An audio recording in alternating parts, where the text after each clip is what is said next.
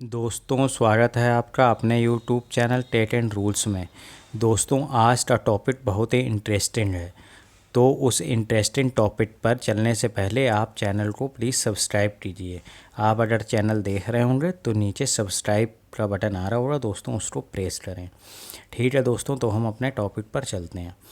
दोस्तों, अब government of India आपको शादी करने पर 2.5 लाख रुपए देगी। दोस्तों, आपको सुनने में बड़ा अजीब लग रहा होगा, लेकिन ये बात बिल्कुल ही सच है कि अब अगर आप शादी करते हैं तो आपको गवर्नमेंट ऑफ इंडिया 2.5 लाख रुपए देगी। दोस्तों, तो हम ये जानेंगे कि ये जो 2.5 लाख रुपए आपको मिलेंगे ये किस तरह से मिलेंगे, इसकी एलिजिबिलिटी क्या है ना, और प्रोसीजर क्या है, और कौन कौन से डॉक्यूमेंट इसमें लगते हैं, और कौन सी मिनिस्ट्री इसको दे रही है। ठीक है, तो आइए आगे बढ़ते हैं। दोस्तों, ये जो है ministry of social justice and empowerment का स्कीम है। ठीक है दोस्तों, इसका लिंक मैंने डाल दिया है डिस्क्रिप्शन बॉक्स में, आप उस पर जाकर चेक कर सकते हैं।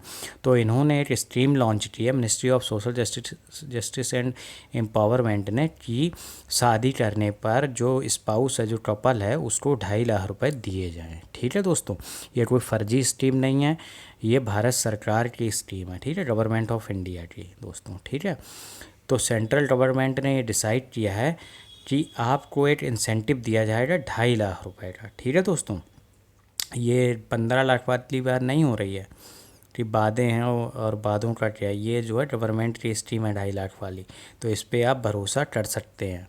ठीक है दोस्तों, ये 15 लाख वाली बात नहीं है, ये बातें नहीं है, ये है स्कीम दोस्तों। ठीक है, 2.5 लाख रुपए वाली शादी करने पर जो मिलेंगे आपको। ठीक है, ऐसा नहीं होगा कि आपने शादी कर ली और 2.5 लाख ना मिले, फिर बोले वादे थे और वादा आपने पूरा नहीं किया। लेकिन यहाँ पे गवर्नमेंट ऑफ इंडिया जो है, सेंट्रल गवर्नमेंट वादा पूरा करेगी, लेकिन उसके साथ तभी वादा पूरा होगा जब आप एलिजिबिलिटी को पूरा करेंगे और आपके पास प्रॉपर डॉक्यूमेंट होंगे। इस बात का ध्यान रखिएगा। ठीक है दोस्तों, चलिए आगे बढ़ते हैं।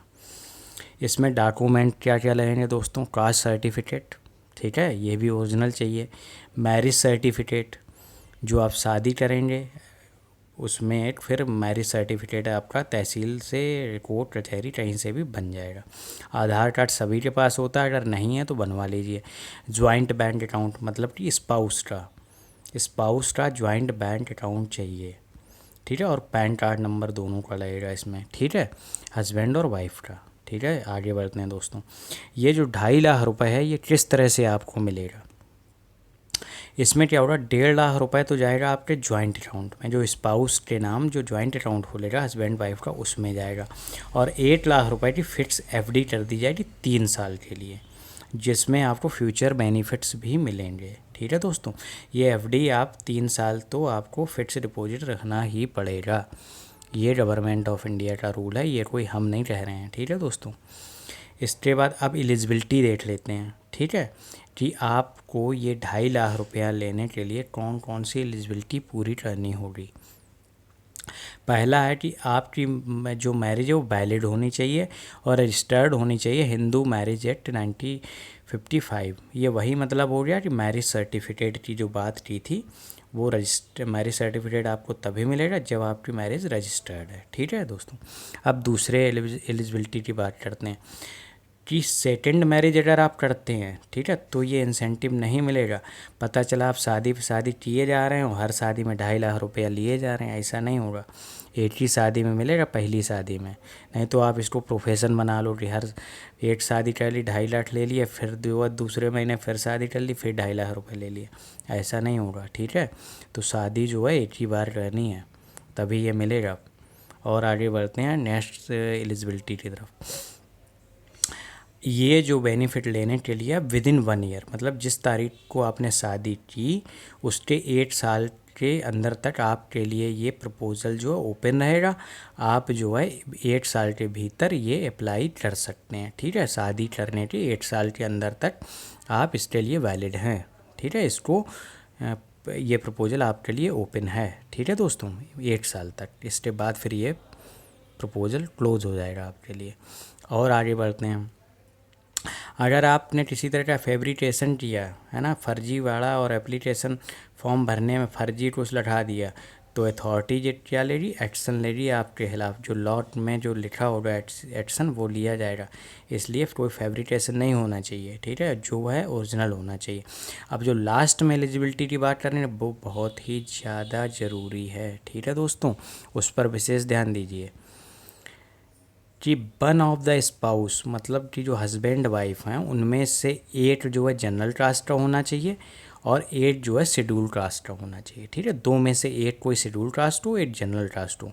ऐसा नहीं कि दोनों जनरल हैं या दोनों शेड्यूल हैं, मतलब दोनों सेम कास्ट नहीं होने चाहिए, उसमें से एक शेड्यूल कास्ट और एक जनरल कास्ट। ये ओबीसी और शेड्यूल और ओबीसी और जनरल में भी काम नहीं करेगा। ये जो प्रपोजल ओपन है ये केवल जनरल और शेड्यूल कास्ट का स्पाउस होने पे, एक इसमें जनरल का हो, चाहे हस्बैंड जनरल हो या वाइफ जनरल हो, एक शेड्यूल हो, चाहे हस्बैंड चाहे वाइफ, तो तभी ये ओपन है, ठीक है दोस्तों। तो ये स्ट्रीम लेने के लिए आपको सारी एलिजिबिलिटी बता दी गई है दोस्तों। अब आगे बढ़ते हैं कि कंक्लूज़न क्या है। कंक्लूज़न ये है कि ये आप पर डिपेंड करता है, आपका पर्सनल डिसीजन है कि आप इंटरकास्ट मैरिज करते हैं या फैमिली की मर्ज़ी से करते हैं, सेम कास्ट में करते हैं, अदर कास्ट में करते हैं, कैसे करते हैं, ये पर्सन टू पर्सन डिपेंड करता है और सबका अपना पर्सनल डिसीजन है। लेकिन हाँ, अगर आप शेड्यूल कास्ट और जनरल कास्ट मैरिज होती है स्पाउस की, तो ये बेनिफिट अगर आपको ना पता हो तो ये बता दिया गया है, ठीक है। ये ministry of social welfare and empowerment की स्कीम थी जो आपको बता दी गई है, ठीक है। अब दोस्तों आते हैं मेन टॉपिक, सब्सक्राइब। नीचे जो है बटन आ रहा है जो आप वीडियो देख रहे हैं वहाँ पर सब्सक्राइब कर लें, जिससे आपको इस तरह की और भी जानकारियाँ मिलती रहें, ठीक है दोस्तों। तो प्लीज़ सब्सक्राइब ज़रूर कीजिए। धन्यवाद दोस्तों, ठीक है।